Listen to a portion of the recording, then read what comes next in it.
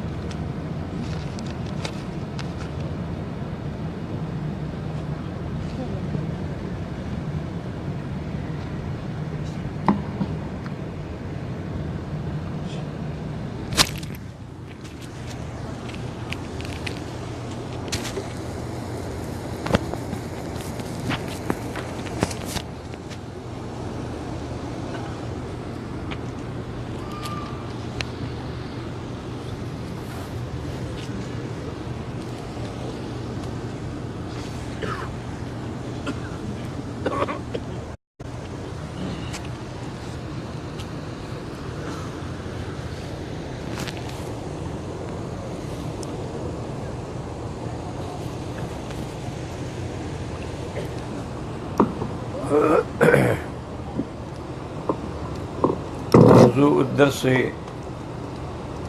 في عظمة الشهادة في سبيل الله وشهادة حسين رضي الله عنه في الوعظ والإرشاد.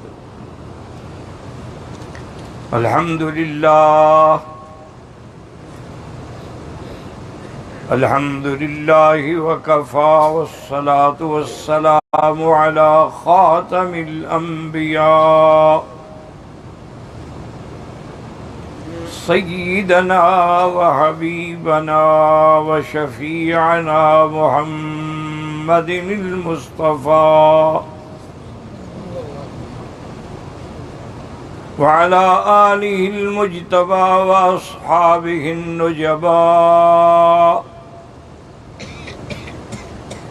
اللهم صل على سيدنا محمد النبي الأمي الهاشمي وعلى آله وأصحابه نجوم الهدى. أما بعد فقد قال الله تبارك وتعالى في القرآن المجيد والفرقان الحميد. أعوذ بالله من الشيطان الرجيم. بسم الله الرحمن الرحيم. ولا تقولوا لمن يقتل في سبيل الله أموات بل أحياء ولكن لا تشعرون.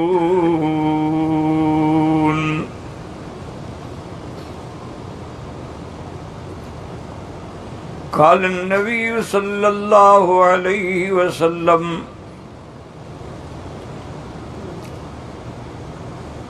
من جاهد في سبيل الله لتكون كلمة الله هي العليا أو كما قال النبي صلى الله عليه وسلم. صدق الله العلي العظيم وصدق رسوله النبي الكريم ونحن على ذلك لمن الشاهدين ومن الشاكرين والحمد لله رب العالمين.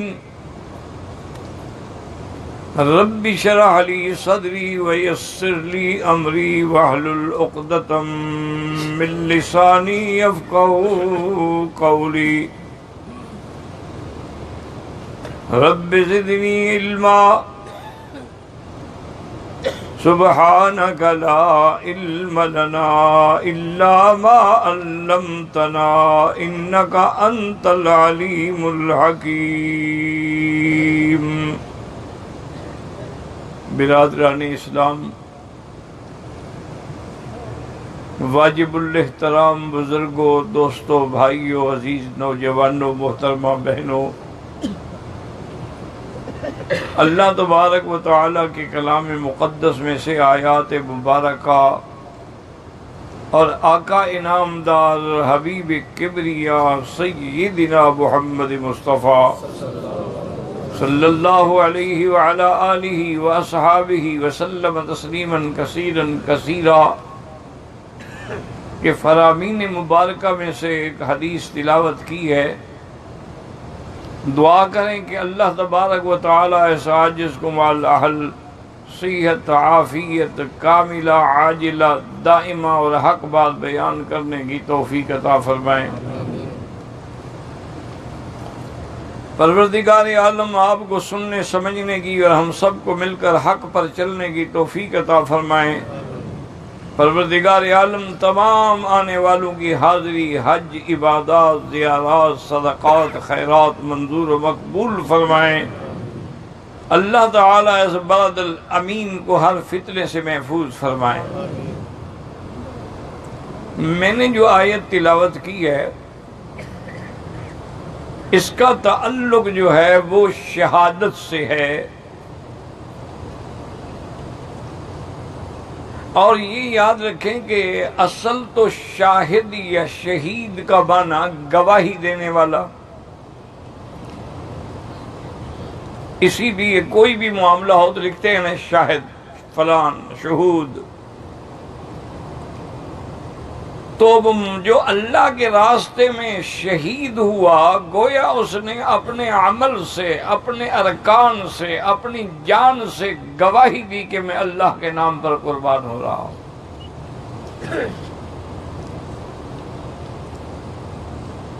اور شہادت کا مقام اتنا بلند ہے کہ اللہ نے قرآن پاک میں یہ فرمایا ہے کہ ان اللہ اشترى من المؤمنین انفسهم واموالهم بان لهم الجنہ یقاتلون فی سبیل اللہ ویقتلون وعدا علیہ حقا فی التوراۃ والانجیل۔ اللہ نے فرمایا کہ اللہ تعالی نے خرید کیا ہے۔ اب یہاں سمجھ لیں کہ ایک مشتری ہے خریدنے والا، وہ اللہ کی ذات ہے۔ ایک مبیع ہے یعنی بکنے والا، وہ مسلمان مجاہد ہے، اور ایک اس پر ثمن ہے کہ اس کی قیمت کیا ہے۔ تو اللہ نے فرما دیا کہ خریدنے والا اللہ ہے اور جان دینے والا مجاہد ہے، اور اس کا قیمت کیا ہے؟ بِأَنَّ لَهُمُ الْجَنَّةُ، ان کے لیے ہمیشہ کے لیے جنت کی دائمی راحت ہے۔ اور ان باتوں پر، اس فیصلے پر، اس معاہدے پر گواہ فرمائے ہاں وعدن علیہ، اللہ کا وعدہ ہے، اور اس کا ذکر تورات و انجیل اور سابقہ کتب میں بھی موجود ہے۔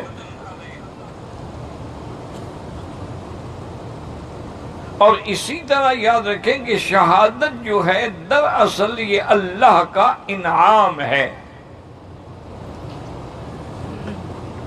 اللہ نے قرآن میں فرمایا نا، جیسے آپ نماز میں پڑھتے ہیں اہدنا الصراط المستقیم صراط الذین انعمت علیہم، ہمیں ان کا راستہ چلا جن پہ تو نے انعام کیا۔ اور وہ انعام والے کون ہیں؟ اولئک من یطع اللہ والرسول فاولئک مع الذین انعم اللہ علیہم، جن پہ اللہ نے انعام کیا۔ من النبیین پہلا مقام، صدیقین دوسرا، والشہداء، تو شہادت بھی اللہ کا انعام ہے۔ اور شہادت کا جذبہ جو ہے وہ انسان کے ایمان کی دلیل ہے۔ حضرت عمر بن الجموح حضور کے صحابی ہیں رضی اللہ عنہ، وہ بیچارے ایک جنگ کی وجہ سے ٹانگ میں کٹ گئی اور لنگڑے ہو گئے۔ جب جنگ احد کا اعلان ہوا، الرحیل الی جبل احد، ان کے 4 بیٹے تھے جوان ماشاءاللہ، چاروں بیٹے تیار ہوئے کہ حضور کا حکم ہے اور ہم احد جہاد کے لیے جاؤ۔ انہوں نے کہا مجھے بھی لے جاؤ۔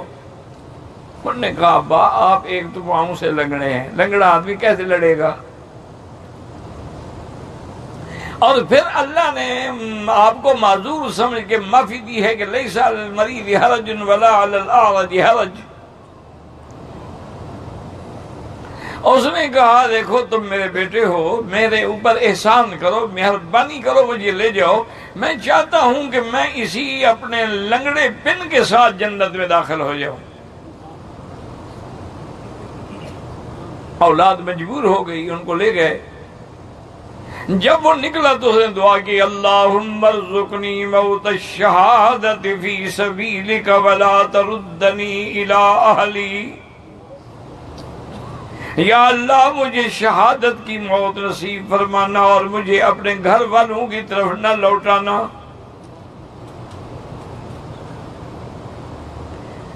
اللہ کے راستے میں شہید ہو گئے. ان کی بیوی نے، بچوں نے کوشش کی کہ ان کی لاش کو ہم لے جائیں اور مدینہ منورہ میں جنت البقیع الغرقد کے قبرستان میں دفن کریں. لیکن جب اس کی لاش کو بٹھاتے اور اونٹ کو اٹھا کے مدینے کی طرف چلاتے، اونٹ بیٹھ جاتا اور احد کی طرف چلاتے تو چل پڑتا.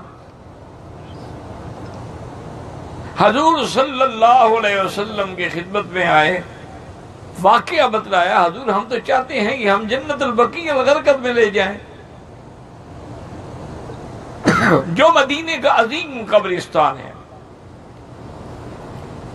یہ مکہ مکرمہ میں جنت المعلی، ویسے تو سارے قبرستان عظیم ہیں لیکن یہ دو جو ہیں بڑے عظمت والے ہیں، جنت المعلی اور جنت البقیع الغرقد. ان کے لیے حضور پاک نے ایک دفعہ آپ کا گزر ہوا تو آپ نے ان پہ سلام کیا کہ السلام علیکم یا دار قوم مؤمنین انا انشاء اللہ بکم لاحقون انتم السابقون ونحن الاثر. اور فرمایا انتم الامناء، انتم الامناء، تم جہنم کے عذاب سے بے غم ہو. اتنی بڑی شہادت جو ہے کوئی معمولی بات تو نہیں ہوتی. لیکن نے کہا کہ حضرت جب ہم سواری کو مدینہ شریف کی طرف چلاتے ہو نہیں چلتی. حضور نے فرمایا اس نے کوئی دعا مانگی تھی؟ انہوں نے کہا ہاں دعا مانگی تھی کہ اللہم ارزقنی موت الشہادت فی سبیلک ولا ترد الی اہلی. اللہ مجھے شہادت کی موت بھی دینا اور مجھے اپنے گھر واپس نہ کرنا. انہوں نے کہا اسی وجہ سے اس کی دعا قبول ہوگی، اس کو احد میں دفن کرو. یہ جذبہ ہے.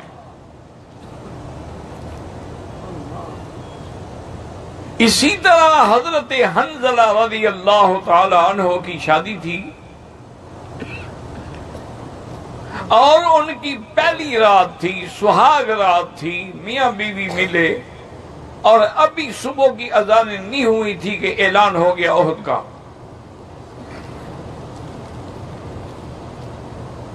تو حضرت حنظلہ نے فوراً کپڑے پہنے، ہتھیار اٹھائے اور بیوی سے کہا کہ تمہیں پتہ ہے کہ مجھے غسل کی ضرورت ہے، میں حالت جنابت میں ہوں. اس نے کہا تو غسل کر لو. اس نے کہا نہیں، حضور پاک چلے گئے احد اور میں یہاں رہ جاؤں. اگر میں زندہ رہا تو غسل کر لوں گا اور شہید ہو جاؤں تو حضور کو خبر کر دینا کہ مجھے غسل کی ضرورت ہے. اللہ کی شان یہ ہے کہ جا کے شہید ہو گئے. بیوی نے وعدے کے مطابق حضور کی خدمت میں حاضر ہو کے عرض کیا کہ یا رسول اللہ اس طرح حضرت حنظلہ نے تو غسل بھی نہیں کیا. فرمایا کیا کہتی ہو؟ میں اپنی آنکھوں سے دیکھ رہا ہوں کہ اللہ کے فرشتے میرے صحابی کو غسل دے رہے ہیں، اسے ہمارے غسل دینے کی ضرورت نہیں ہے. تو یہ شوق شہادت تھا، یہ جذبہ شہادت تھا. اور اسی لیے آپ دیکھیں کہ سیدنا امیر المومنین حضرت عمر بھی شہید ہوئے اور شہید محراب. سیدنا عثمان بھی شہید ہوئے اور مظلوم محصور مدینہ منورہ میں شہید ہوئے.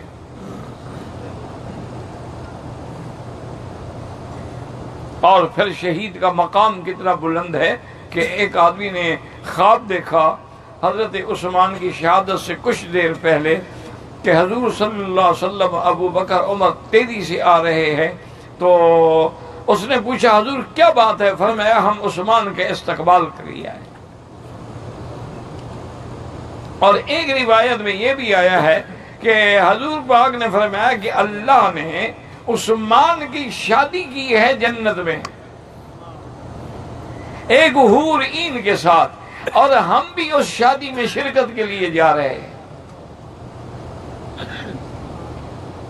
تو حضرت عمر بھی شہید، حضرت عثمان بھی شہید، اور حضرت علی رضی اللہ تعالیٰ عنہ بھی شہید محراب۔ آپ بھی مسجد میں صفے بنا رہے تھے، الصلاۃ الصلاۃ، تو شہید ہوئے۔ اور یہ کتنا بڑا مرتبہ ہے کہ اللہ فرماتے ہیں وَلَا تَقُولُوا لِمَن يُقْتَلُ فِي سَبِيلِ اللَّهِ أَمْوَاتٌ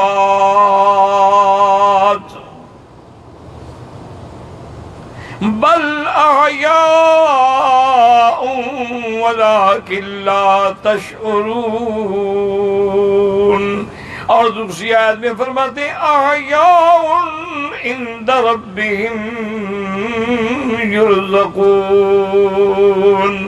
اللہ نے فرمایا جو میرے راستے میں شہید ہو گئے ان کو مردہ نہ کہو، یا اللہ ہمارے سامنے ان کے ٹکڑے ٹکڑے ہو گئے، شہید ہو گئے، وجود کے مسلح بنا ڈالے گئے، اور لاشوں کو قبروں میں زبردستی دفنا دیا گیا، پتہ نہیں چلتا تھا کہ کس کی لاش کا ٹکڑا ہے۔ اللہ نے فرمایا تمہاری نظروں میں یہ ہے لیکن میرے نزدیک وہ زندہ ہیں۔ اب اس زندگی کا کیا مطلب ہے؟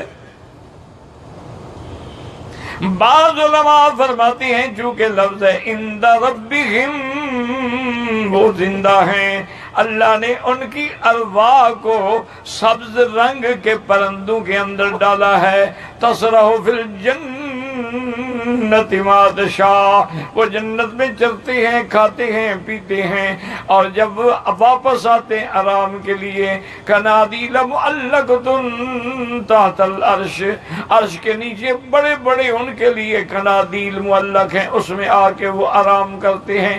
تو اس لیے علماء نے فرمایا زندہ کا معنی یعنی وہ جنت میں زندہ ہیں۔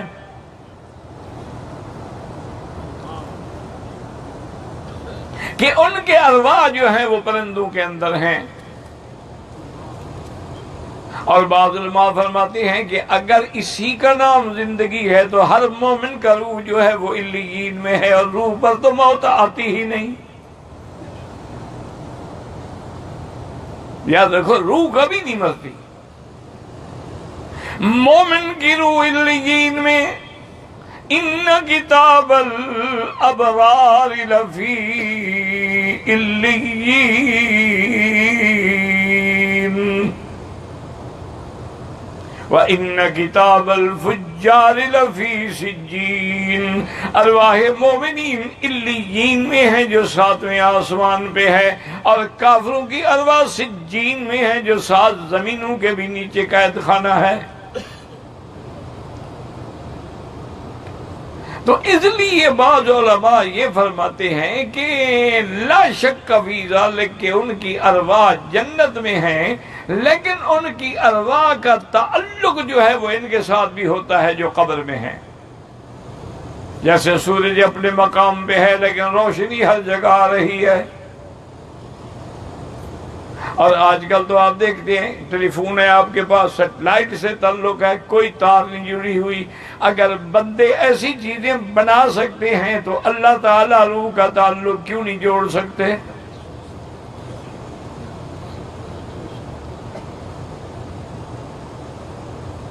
اب اسی میں اس لیے یعنی حتیٰ کہ بعض علماء اور اولیاء تو فرماتے تھے اگر شہید ہو جائے تو غم نہ کریں، وہ تو خوشی کی بات ہے۔ اور اسی میں نے کل عرض کیا تھا کہ جب حضرت معاویہ کی خلاف موت کے بعد یزید کو ولی عہد بنایا گیا، اس نے بڑی کوشش کی کہ کسی طرح مکہ اور مدینہ کے بڑے لوگ میری بیعت کر لیں، لیکن وہ راضی نہ ہوئے۔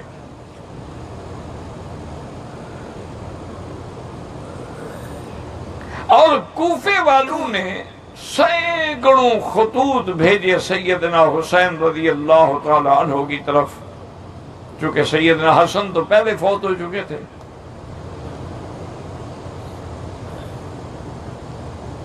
سیدنا حسین رضی اللہ تعالی عنہ کو انہوں نے خطوط بھیجے کہ حضرت تمام اہل کوفہ آپ کی انتظار میں ہیں، آپ تشریف لے آئیں، ہم سب آپ کی بیعت کریں گے تاکہ آپ کی خلافت ہو جیسے حضرت حسن کی خلافت تھی، اور ہم یزید کی خلافت سے نجات چاہتے ہیں۔ حضرت حسین رضی اللہ تعالی عنہ نے اس دور میں جو صحابہ تھے ان سے مشورہ کیا تو سب صحابہ نے کہا کہ حضرت آپ اعتبار نہ کریں، آپ کوفے نہ جائیں، کیونکہ ایک ضرب المثل ہے کہ کوفی لا یوفی، کوفی وفا نہیں کرتا۔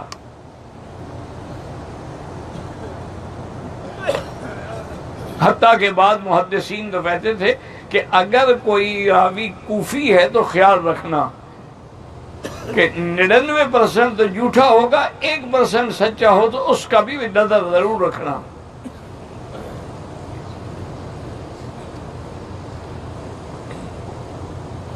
حضرت عبداللہ ابن عمر رضی اللہ تعالی عنہما اسی مسجد الحرام میں بیٹھے تھے، حج کا موقع تھا۔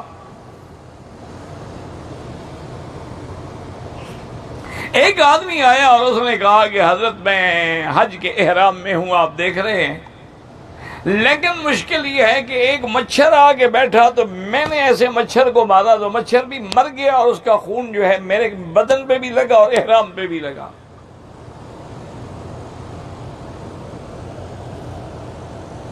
تو اس کے بارے میں کیا مسئلہ ہے؟ آپ نے فرمایا مسئلہ تو میں پھر بتاؤں گا، بس تم یہ بتاؤ تم ہو کون؟ اس نے کہا جی میں کوفے سے آیا ہوں، حج کے لیے آیا ہوں۔ تو آپ نے اپنے خادم کو حکم دیا کہ اس کو کان سے پکڑ کے مسجد سے نکال دو۔ اور میں اچھا، یعنی یاکلون دم حسین ویسألون عن دم البعوضۃ، حسین کا خون پی گئے ہو اور مچھر کے خون کے مسئلے پوچھ رہے ہو؟ اب بڑے عجیب لوگ ہو بھائی تم۔ حضرت حسین کا خون تو تم ہضم کر گئے اور مچھر مر گیا ہے جی، مچھر کا مسئلہ مر گیا کیا ہو گیا؟ ہر موذی چیز کا مر جانا جو ہے وہ احرام کی حالت میں بھی جائز ہے۔ یہ تو نہیں کہ سانپ آ جائے تو ہم ہاتھ باندھ کے کھڑے ہو جائیں کہ حضرت میں احرام میں ہوں، آپ ڈنگ مار لیں مجھے۔ بچھو ہے، سانپ ہے، موذی اشیاء ہیں، ان کا مارنا جائز ہے چاہے آدمی احرام میں ہو۔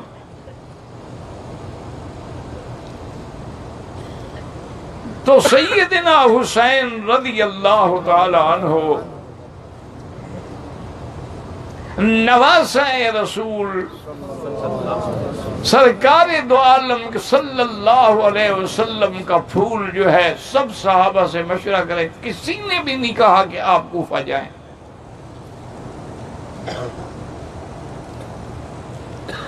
اب نے کہا بات یہ نہیں ہے، بات یہ ہے کہ یہ دیکھو خطوط کا ڈھیر لگا ہوا ہے، اور اگر قیامت میں اللہ نے پوچھا کہ وہ آپ کو بلا رہے تھے تم کیوں نہیں گئے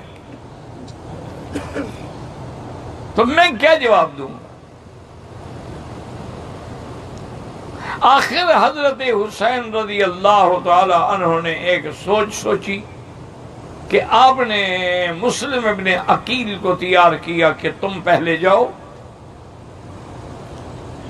وہاں کے حالات دیکھو،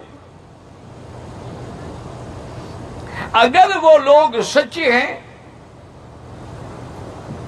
تو مجھے خبر کرو، پھر میں بھی آ جاؤں گا۔ اس وقت تک تم معاملات کو کنٹرول کرو۔ حضرت مسلم ابن عقیل نے عرض کیا کہ حاضر۔ جب حضرت مسلم ابن عقیل خدا کی شان ہے جانے لگے، ان کے دو چھوٹے بچے تھے، انہوں نے کہا ابا جان ہم بھی چلیں گے۔ انہوں نے بڑی کوشش کی لیکن بچوں نے نہ مانا، آخر ان کو بھی وہ ساتھ لے گئے۔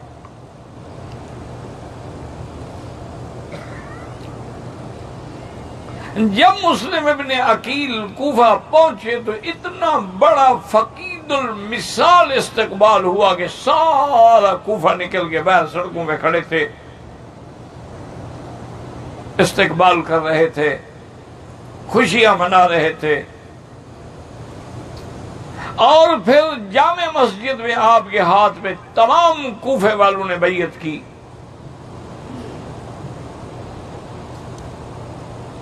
حضرت مسلم ابن عقیل مطمئن ہو کہ آپ نے خط لکھا حضرت حسین کو کہ یہاں کے لوگ واقعی مخلص ہیں، سچے ہیں،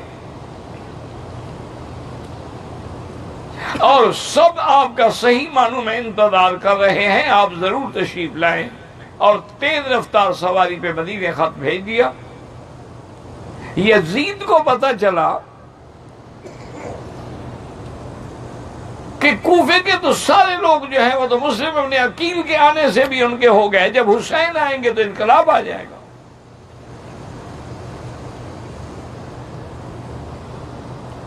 تو یزید نے فوری طور پہ وہاں کا جو گورنر تھا اس کو تبدیل کیا اور ابن زیاد کو گورنر بنا کے بھیجا اور حکم دیا کہ سختی سے کنٹرول کرو.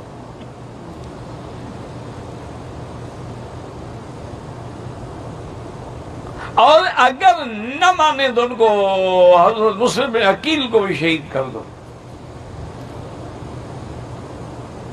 ابن زیاد بڑا سخت آدمی تھا، وہ آیا اور اس نے جامع عظیم کوفہ کے اندر اعلان کیا اور اس کے بعد خطبہ دیا اور اتنی سخت تقریر کی کہ جس نے بھی حضرت مسلم کا ساتھ دیا میں اس کے ٹکڑے اڑا دوں گا اور اس کے گھروں کو مسمار کر دوں گا. بس اس کی تقریر کرنے کی دیر تھی کہ وہ جتنے عاشق تھے نا جی سارے ملنگ بھاگ گئے.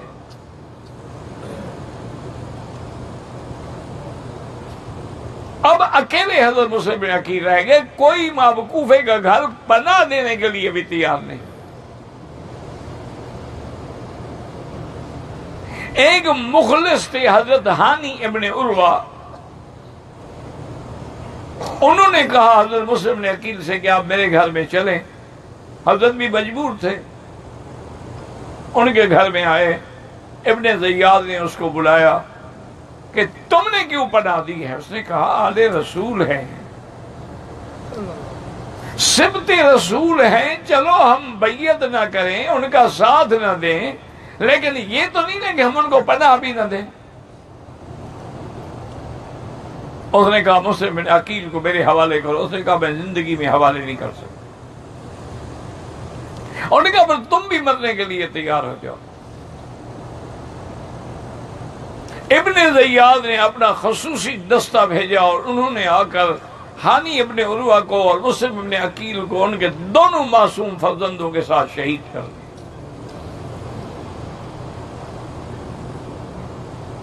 اللہ کی شان یہ ہے کہ حضرت حسین رضی اللہ تعالی عنہ خط ملنے کے بعد آپ چل پڑے تھے. اس لیے آپ کے ساتھ ساری فیملی بھی تھی، خاندان بھی تھا. 72 آدمیوں کا یہ قافلہ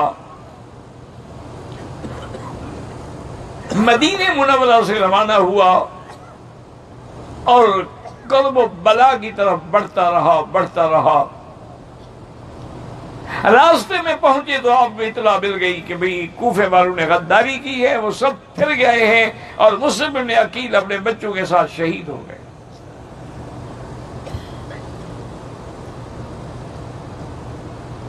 حضرت سیدنا حسین رضی اللہ تعالی عنہ نے اپنے سارے ساتھیوں کو خطبہ دیا اور فرمایا کہ دیکھو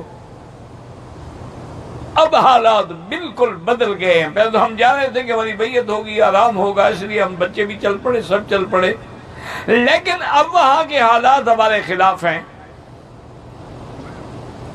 لہذا میں اپنے سب ساتھیوں کو، گھر والوں کو اجازت دیتا ہوں کہ یہیں سے وہ مدینہ شریف لوٹ جائیں. میں ضرور جاؤں گا.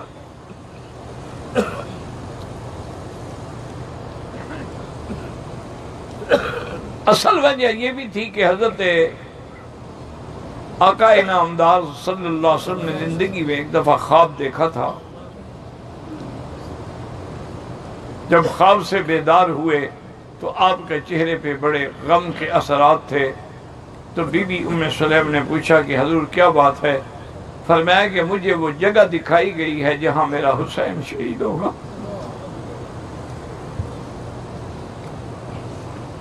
فرمایا سرخ رتیلا میدان ہے. وہاں حضرت حسین شہید ہوں گے.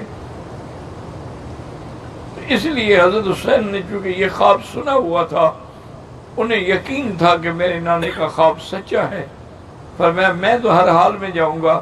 لیکن سب نے انکار کر دیا، انہوں نے کہا جی ہم بھی آپ کے ساتھ جائیں گے. اب یہ قافلہ بڑھتا رہا اور ابن زیاد کی فوجیں بھی ہر طرف سے گھیرا ڈالتی رہیں. جب ان کا گھیرا تنگ ہو گیا تو حضرت حسین نے فرمایا کہ ابن زیاد کو میرا پیغام دو کہ میری 3 شرطیں ہیں، اگر مان لو تو. پہلی شرط تو یہ ہے کہ میں جہاں سے مدینہ سے آیا ہوں مجھے واپس مدینے جانے دو، میرا راستہ نہ روکو.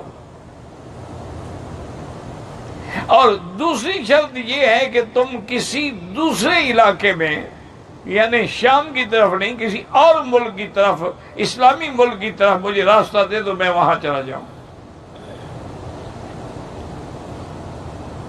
اور تیسری شرط یہ ہے کہ مجھے خود یزید کے پاس جانے دو، میں خود یزید سے بات کروں.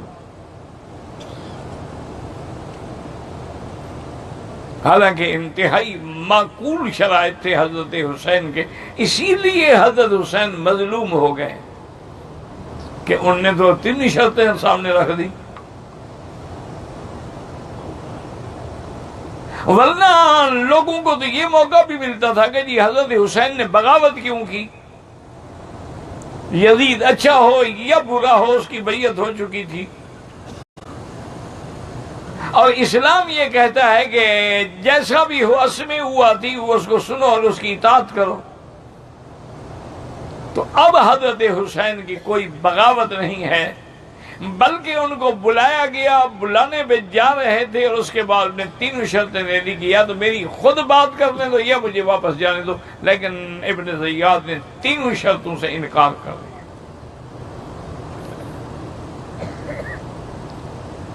خدا کی قدرت ہے کہ عین اسی کرب و بلا کے میدان میں جس کی نشاندہی حضور پاک نے بھی فرمائی تھی صلی اللہ علیہ وسلم، وہیں پہنچے، خیمے لگا دیے گئے. حضرت حسین نے بڑی کوشش کی کہ جنگ ٹل جائے، لیکن جنگ نہ ٹلی، کیونکہ وہ تو یہی ارادہ کر کے آئے تھے نا کہ ہم حضرت حسین کو شہید کریں اور یزید سے ہم انعام لیں گے.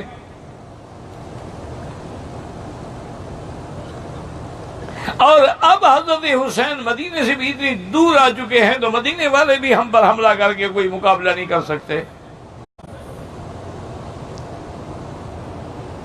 جب بالکل گھیرا تنگ ہو گیا تو حضرت حسین کے ساتھیوں نے میدان میں نکل کے مبارزت کی، اور ایک ایک ساتھی نے وہ جوہر دکھائے اپنی بہادری کے کہ دنیا اش اش کر اٹھی. آخر میں حضرت کے بڑے بیٹے حضرت علی اکبر بھی میدان میں آ گئے.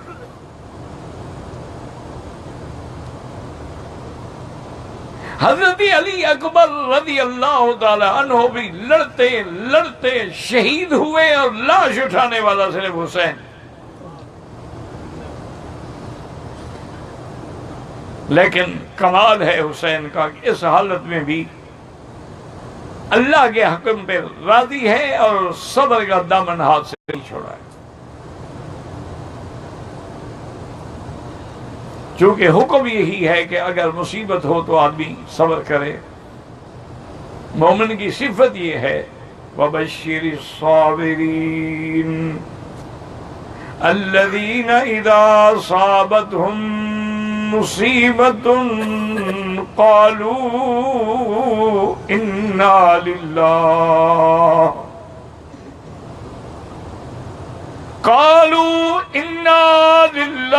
وانا الیہ راجعون اولئک علیہم صلوات من ربہم ورحمہ واولئک هم المہتدون.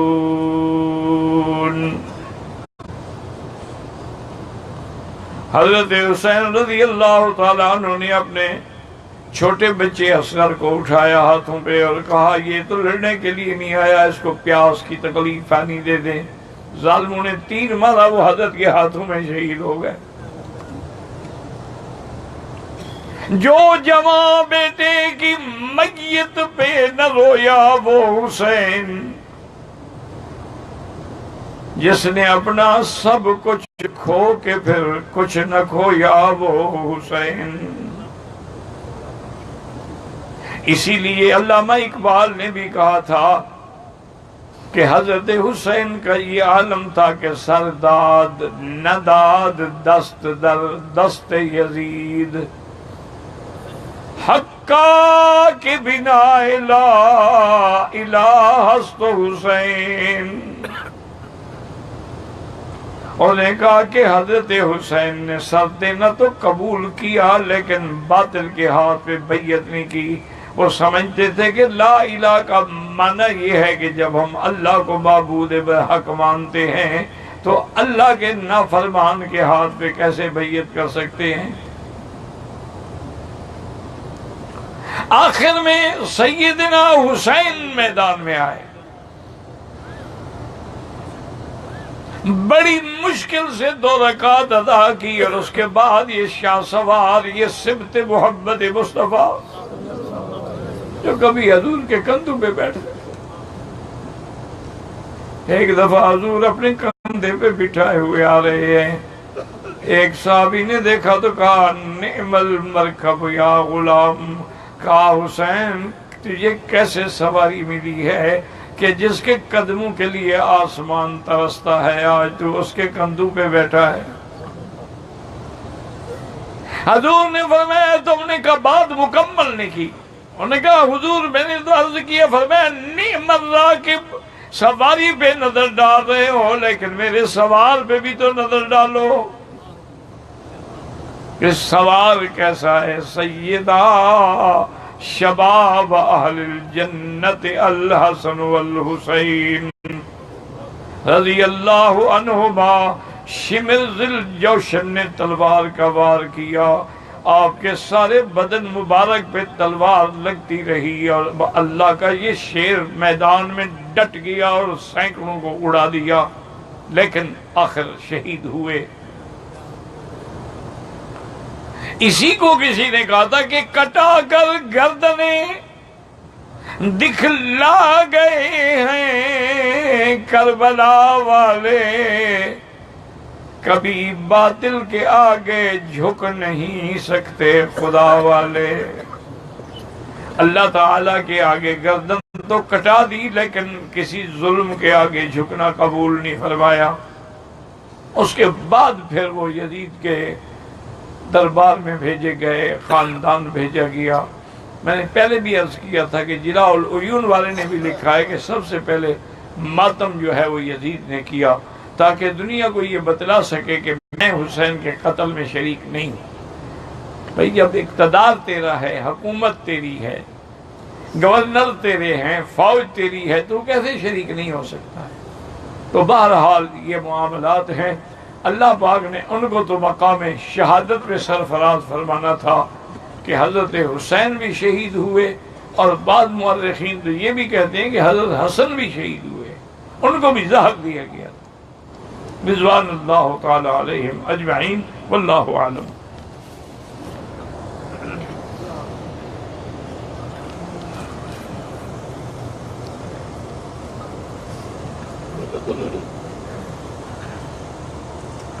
غیبت کا معنی ہی یہ ہوتا ہے، اچھائی بیان کرنا تو غیبت نہیں ہوتا۔ غیبت کا معنی ہی یہ ہوتا ہے کہ کسی بندے کی عدم موجودگی میں کوئی ایسی بات کی جائے جو اس کو اچھی نہ لگے۔ اچھا، اگر اس بندے کے اندر وہ گناہ بھی ہے پھر تم کہہ رہے ہو یہ غیبت ہے، اگر اس میں گناہ نہیں ہے اور کہہ رہے ہو تو بہتان ہے۔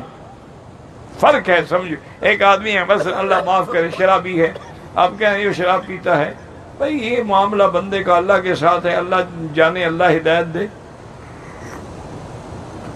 لیکن وہ شراب نہیں پیتا اور تم تہمت لگا رہے ہو تو یہ بہتان عظیم۔ اچھی بات کہنا تو غیبت نہیں ہوتی، پاکستان کے سونے چاندی کے پہاڑ میں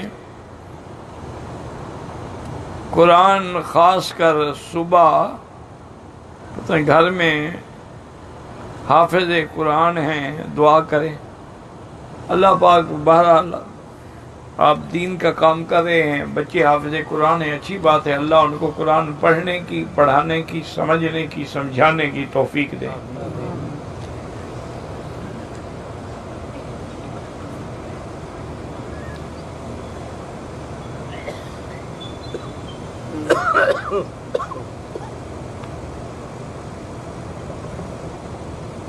کہتے ہیں جی کہ ہمارے اسلام آباد میں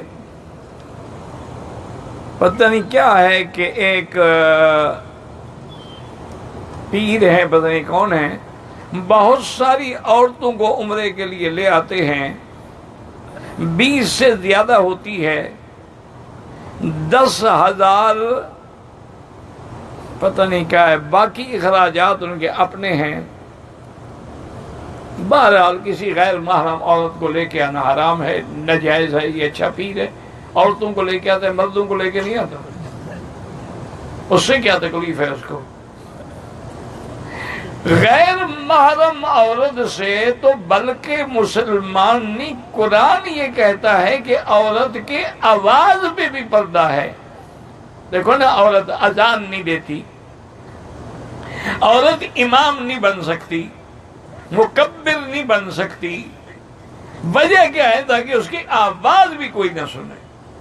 اس لیے حکم ہے کہ اگر عورت قرآن پڑھ رہی ہے تو ایسا پڑھے جس کو خود سن سکے، یہ نہیں کہ لوگوں کو سناتی پھرے. اور غیر محرم کے ساتھ تو سفر کرنا حرام ہے. بعض علماء لکھتے ہیں کہ اس کا حج ہی نہیں ہوگا. یہ بہرحال لوگوں نے مختلف طریقے بنا رکھے ہیں اپنی پیری کو چمکانے کے لیے. اللہ پاک ان کو بھی ہدایت دے اور آنے والیوں کو بھی ہدایت دے.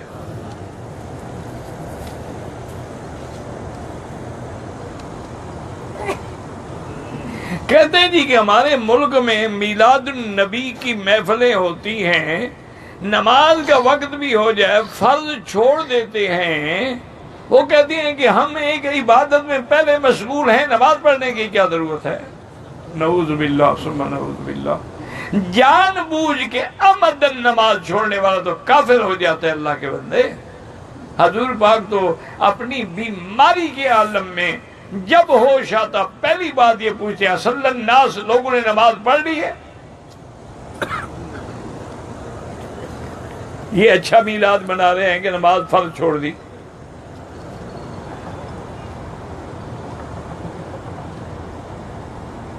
ایک عورت فاحشہ نے کتے کو پانی پلایا تو گناہ معاف ہو گئے، تو اس کے حقوق العباد کا کیا سوال نہیں ہوگا؟ تمہیں کیا تکلیف ہے؟ وہ جانے، اللہ جانے. نہیں، تمہیں کیا تکلیف ہے اس کے حقوق العباد بخشوانے کی؟ تم نے اس کو کوئی پیسے دیے تھے؟ اللہ کے بندے، اللہ کی مرضی ہے تو حقوق العباد بھی معاف کر دے. شریعت کا مسئلہ یہ ہے کہ حقوق العباد معاف نہیں ہوتے، وہ بندے کا حق ہے. لیکن ایسے بھی تو ہے نا کہ قیامت میں ان کے حقوق العباد والوں کو بھی اللہ راضی کر دے اور اس کو بخش دے.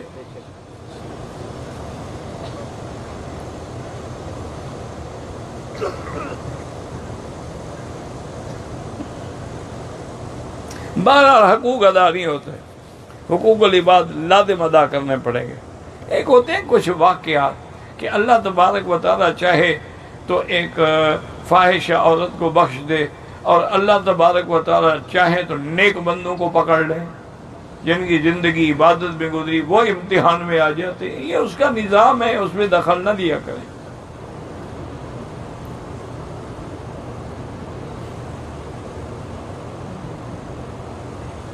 کہتے ہیں جی کہ یا نبی کہنے والا، ہاں بالکل، یا حرف ندا ہے اور اس سے اللہ کے سوا کسی غیر کو نہیں پکارا جا سکتا. یا اللہ، یا رحمان، یا رحیم، یا رب البیت العتیق، یا ذا الجلال والاکرام، یا رسول، یا نبی، یا جبرائیل، یہ شرک. باقی کہنا کہ نماز میں کیوں کہتے ہو ایھا النبی ہو، تو وہ تو ہم معراج والی رات کا جو ہدیہ ہے اس کو ہم نقل کرتے ہیں، ہم تو مخاطب نہیں کر رہے. وہ تو اللہ پاک نے جو حضور کو عطا فرمایا کہ السلام علیکم ایھا النبی ہو، اسی الفاظ کو ہم نقل کر رہے ہیں، ہم اپنی طرف سے خطاب نہیں کر رہے ہیں، بات کو سمجھا کریں۔ دیکھو نا، اب قرآن پڑھتے ہو تو فرعون نے موسیٰ علیہ السلام سے کہا تھا الم نربک کاف خطاب ہے فینا والی، ہم پڑھ رہے ہیں، ہم موسیٰ علیہ السلام کو کہہ رہے ہیں، ہم تو وہ الفاظ نقل کر رہے ہیں۔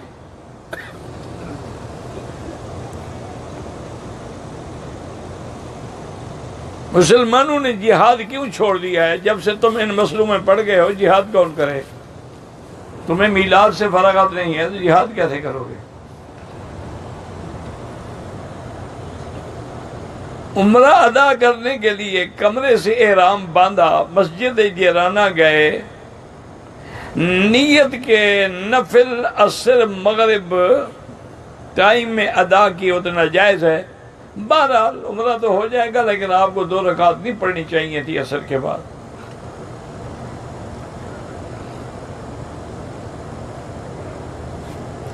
اگر مینا میں گرمی کی وجہ سے احرام کھول لیا تو کوئی حرج نہیں، بدل لیا، کھول لیا، پسینہ صاف کر لیا، کچھ نہیں ہوتا ہے۔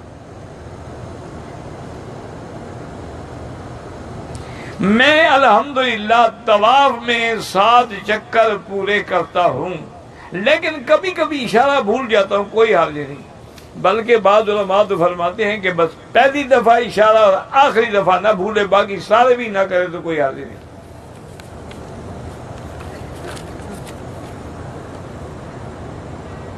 فوٹوگرافی جو ہے وہ اگر دین کا کام ہے، جیسے کہ مدارس ہیں، اتباعات ہیں، کعبۃ اللہ ہے، وہ ٹھیک، ورنہ بغیر اس کے ناجائز ہے۔ ایک مسلمان 2 سگی بہنوں کو ایک وقت میں بیوی نہیں بنا سکتا۔ لا تجمعوا بین الاختین، یہ تو قرآن ہے کہ 2 بہنوں کو جمع نہ کرو ایک نکاح میں۔ اور وہ بہنیں بھی کیسی بدبخت ہیں جو ایک کے نکاح میں آنا چاہتی ہیں۔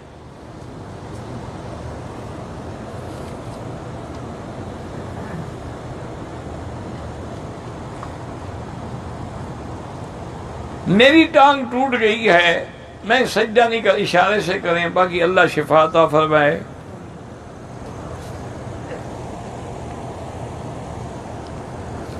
ہم نے کسی کے پاس زیورات رکھے تھے امانت کے طور پر، چوری ہو گئی، اگر تو صرف تمہارے زیور چوری ہوئے ہیں، باقی کوئی چوری نہیں ہوا تو وہ جھوٹ بولتا ہے، اس سے اپنی امانت وصول کرو۔ اگر واقعی اس کا مال اسباب گھر بھی لٹ گیا ہے تو تمہاری امانت بھی ختم۔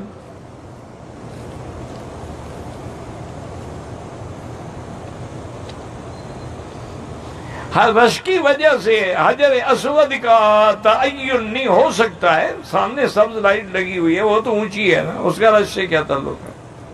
اس کی سیدھ میں اللہ اکبر۔ اسلام میں اگر آدمی دوسری شادی کرے تو کیا پہلی بیوی سے اجازت لینا ضروری ہے؟ پہلی بیوی پاگل ہو گئی ہے کہ اجازت دے گی؟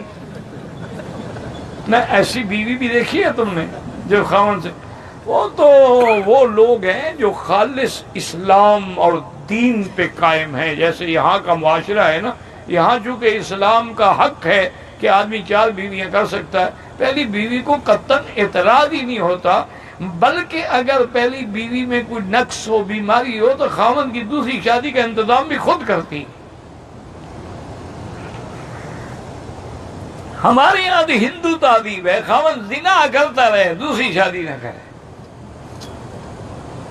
بہرحال اسلام میں پہلی بیوی سے اجازت لینے کی کوئی ضرورت نہیں، یہ تو آپ کا قانون ہے انگریزی کہ بھئی پہلی بیوی سے اجازت لو۔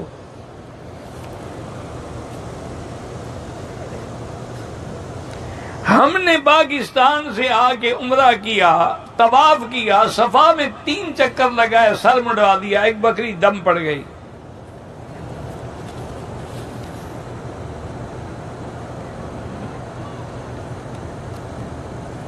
طواف زیارت کے شروع میں حجر اسود کا استلام ہو جائے وہی استقبال ہے، کوئی غم نہ کرو۔ استلام ہو گیا، استقبال کیسے رہ گیا؟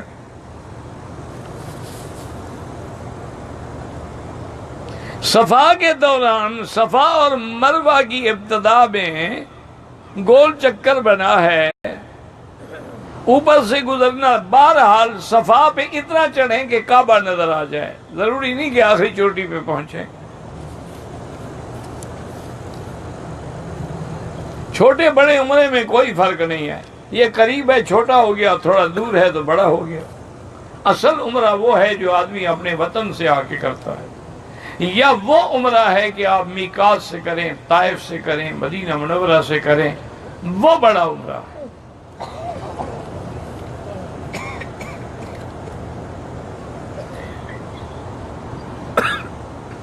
میری بیٹی کی شادی ہے، لڑکے والے کہتے ہیں کہ ہم ولیمہ کریں گے، ولیمہ تو سنت ہے، وہ ٹھیک کہتے ہیں، لیکن شرط یہ ہے کہ آدھے پیسے آپ کو دینے، ولیمہ خاوند کے ذمہ ہے، لڑکی والوں کے ذمہ تو نہیں، وہ کیوں پیسے دیں آپ کو؟ آپ کے پاس پیسے نہیں ہے تو بلا وجہ ناک رکھنے کے لیے قرضے نہ لو، ایک بکری ذبح کر کے کھلا دو۔ لڑکی والے کیوں دے پیسے؟ ان سے پیسے لینا حرام ہے۔ ولیمہ سنت ہے لیکن لڑکے کے ذمہ ہے۔ یہ ہمارے ہاں جو رواج ہے نا کہ شادی والے موقع پہ لڑکی والوں کو بھی کھانا کھلانا پڑتا ہے، بالکل ناجائز ہے۔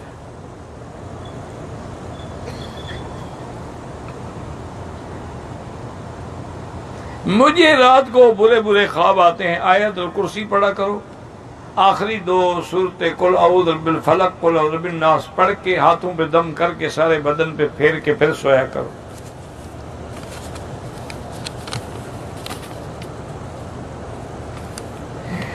میں نے اولاد میں وقفے کے لیے حفاظتی تدابیر کے بجائے اپنی نسل بندی کرا لی، وہ تو بالکل حرام ہے۔ اب شرمندہ ہو رہے ہو، اب کیا فائدہ شرمندہ ہونے کا؟ یہ دیکھو اسلام اسلام ہے۔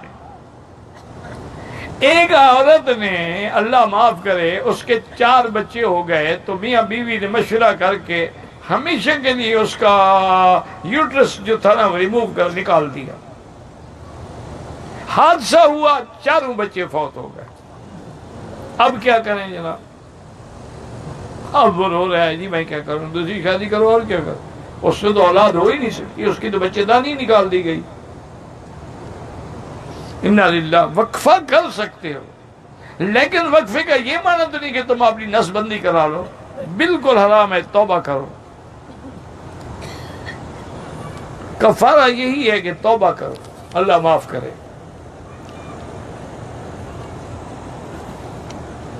اگر کسی نے خودکشی کی ہے، بہرحال یہ بری موت ہے، اور یہ بھی حدیث میں آتا ہے کہ جس طرح خودکشی کرے گا قیامت میں اسی طرح وہ اپنے آپ کو مارتا رہے گا، لیکن اس کا جنازہ بھی پڑھ سکتے ہیں، اس کی بخشش کی دعا بھی کر سکتے ہیں، وہ کافر تو نہیں ہو گیا نا، گناہ کیا ہے، اللہ معاف کر دے۔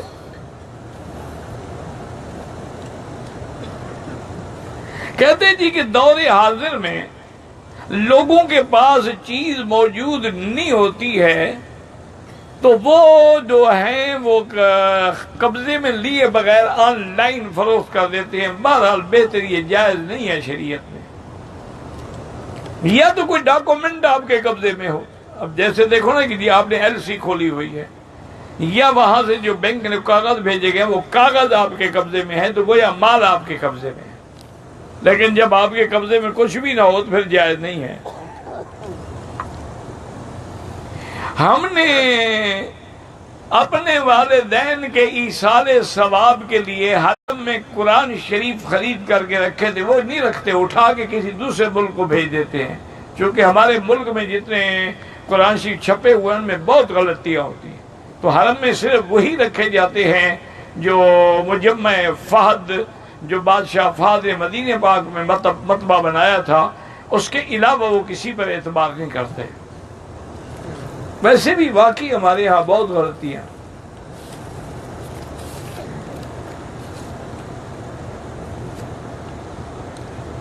ہمارے ملک میں، انڈیا میں، گائے کا گوشت کھانے کو سخت نفرت رکھتے ہیں، گائے گوشت کھانے سے جانی ماری بہرحال گزار یہ تو طبیب بھی کہتے ہیں کہ گائے کا گوشت جو ہے وہ بیماری کا سبب بنتا ہے، لیکن حلال ہے بس۔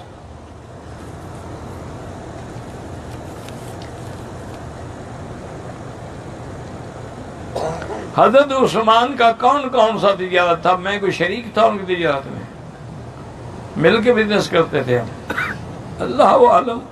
ہر قسم کی تجارت تھی، مال خریدتے تھے، غلہ منگواتے تھے، سامان منگواتے تھے، پھر بیچتے تھے۔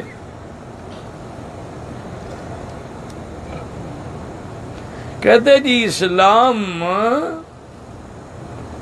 پتہ نہیں جمع عمرہ حج عمرہ کرنا ہے تو بلاتا ہے، پتہ نہیں کیا، بہرحال اللہ نے لکھا ہے تو آتے ہو نا۔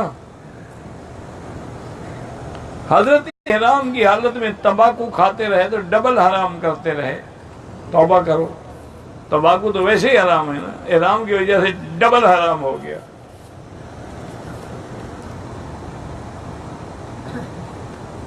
آج کل کے دور میں بھی وہی شہید کہلائیں گے جو کافروں کے خلاف لڑ رہے ہیں، یہودیوں کے خلاف لڑ رہے ہیں، جو مسلمانوں کو مار رہے ہیں۔ وہ جہاد نہیں، وہ فساد ہے۔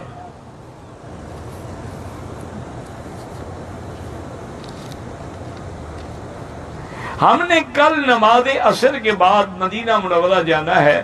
طواف الوداع جو ہے آپ ظہر کو کر لیں، فجر کو کر لیں۔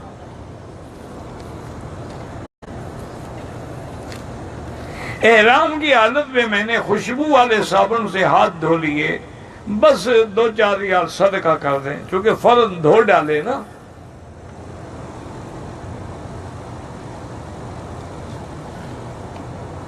میں حرم میں کام کرتا ہوں، حاجی افراد تھا۔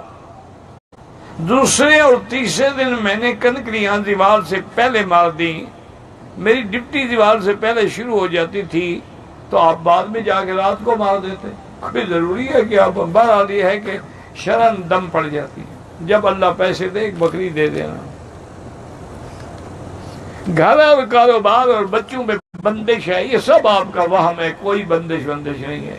جب آدمی نالائق ہونا کام نہ کرے، کہتے جی بندش ہو گئی ہے۔ استغفار کرو، سورۃ البقرہ پڑھو۔ یہ بندش کافروں کو بھی نہیں ہوتی، انگریزوں کو بھی نہیں ہوتی، یہودیوں کو بھی نہیں ہوتی، تمہیں ہوتی ہے صرف مسلمانوں کو۔ سب جھوٹ ہے، کوئی بندش نہیں ہوتی۔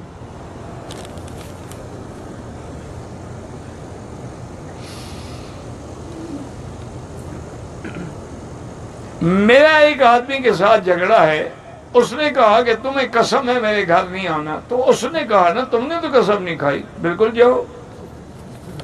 اس کے کہنے نے کہا، اس نے قسم تمہاری، تو تمہاری کیا قسم ہے؟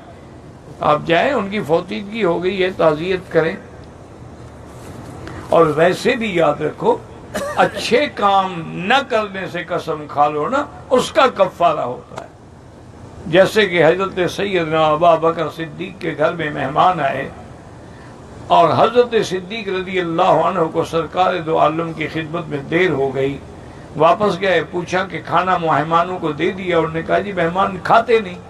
انہوں نے کہا کہ جب تک حضرت ابو بکر نہیں آئیں گے ہم نہیں کھائیں گے۔ حضرت بھی غصے میں آئے، فرمایا اللہ لا آکل، مجھے بھی اللہ کہ میں نہیں کھاؤں گا۔ بیوی نے بھی کہا اچھا تم بھی نہیں کھاتے، مہمان بھی نہیں کھاتے، واللہ لا آکل، میں بھی نہیں کھاؤں گا۔ اس نے بھی قسم کھا لی۔ اب تھوڑی دیر کے بعد سیدنا ابو بکر نے سوچا کہ اس طرح تو مہمان بھی بھوکے رہیں گے، میں بھی بھوکا رہوں گا، بیوی بھی بھوکی رہے گی، چلو میں قسم توڑتا ہوں، پر کل حضور سے مسئلہ پوچھیں گے۔ تو انہوں نے کھانا لائے، مہمان نے بھی کھایا، گھر والوں نے بھی کھایا۔ صبح حضور سے بات میں آپ نے بہت اچھا کیا، ایسی بات اگر قسم کھا بیٹھو کفر عن یمینک، اپنی قسم کا کفارہ ادا کرو۔ کفارہ کیا ہوتا ہے کہ 10 مسکینوں کو کھانا کھلا دو 2 وقت، اگر پیسے نہ ہوں پھر 3 روزے رکھو۔ مدینہ منورہ میں بھی افضل درود وہی ہے جو تم نماز میں پڑھتے ہو۔ تو اس کی وجہ یہ ہے کہ یہ درود پاک خود حضور پاک نے پڑھا، حضور نے سکھایا ہے۔ اللہم صلی علی محمد وعلی آل محمد کما صلیت علی ابراہیم وعلی آل ابراہیم فی العالمین انک حمید مجید۔ تو یہ وہ درود ہے نا جو حدیث مبارک میں ہے، حضور نے یہی پڑھا، حضور نماز میں بھی یہی پڑھتے تھے۔ اس سے افضل کون سا درود ہو سکتا ہے؟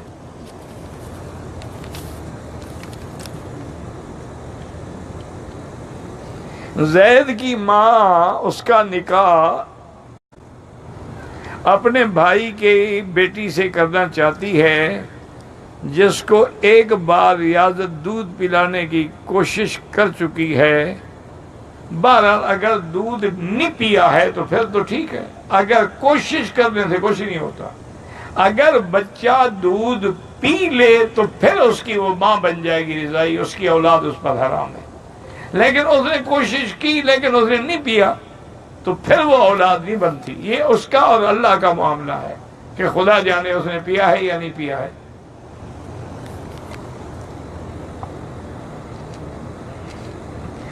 اگر ایک آدمی نے عمرہ کیا، طواف کر لیا، صفا مروہ بھی دوڑ لیا، ابھی حلق نہیں کرایا اور موقع ملے تو اور طواف بھی کر سکتا ہے، بعد میں جا کے حرام کھول لے، کوئی مسئلہ نہیں۔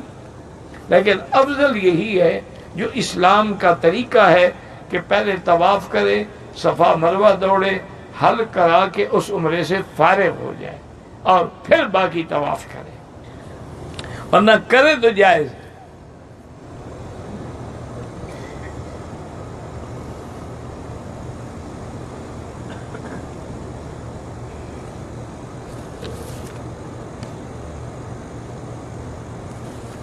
اگر کوئی آدمی حرم کی حدود میں روزے رکھے عید سے لے کر حج تک، اگر کوئی مکے میں رہ کے عمرہ کرے، بھائی کوئی مجھے تو روزے رکھے تو رکھے، کیوں نہ رکھے؟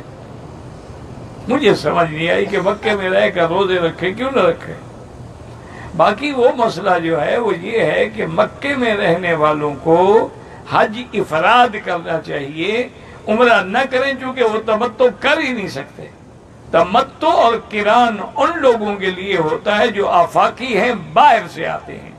ذالک لمن لم یکن اہلہ حاضر المسجد الحرام، مکے والوں کے لیے یا جدہ والوں کے لیے یا جو بھی میقات کے اندر ہیں ان کے لیے حج افراد ہوتا ہے، اس لیے ان کو حکم ہے کہ وہ عمرہ نہ کریں۔ اب اس میں اختلاف ہے۔ امام ابو حنیفہ رحمۃ اللہ علیہ فرماتے ہیں کہ اگر کسی نے عمرہ کر لیا اور وہ اشہر حج میں یعنی شوال ذوالقعدہ، تو اس پر دم ہے کہ اس کو نہیں کرنا چاہیے، لیکن باقی ائمہ فرماتے ہیں عمرہ کر لیا ہے تو اس کا بھی تمتع ہو جائے گا، کہ عمرہ بھی ہو میان میں وہ احرام کے بغیر بھی رہا تو لہذا یہ تمتع ہے۔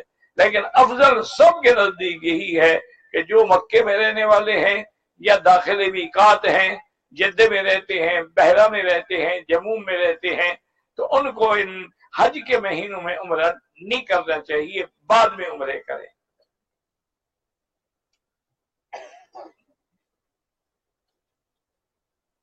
میرے شوہر الحمدللہ نمازی بھی ہے، پرہیزگار بھی ہے، لیکن وہ کسی بات سے درگزر نہیں کرتے ہیں۔ اب مجھے کیا پتا کہ وہ اچھی بات سے درگزر کرتے ہیں یا بری بات سے درگزر نہیں کرتے۔ بہرحال انشاءاللہ اصل میں کچھ یہ بھی ہوتا ہے کہ آدمی نیک ہو جائے۔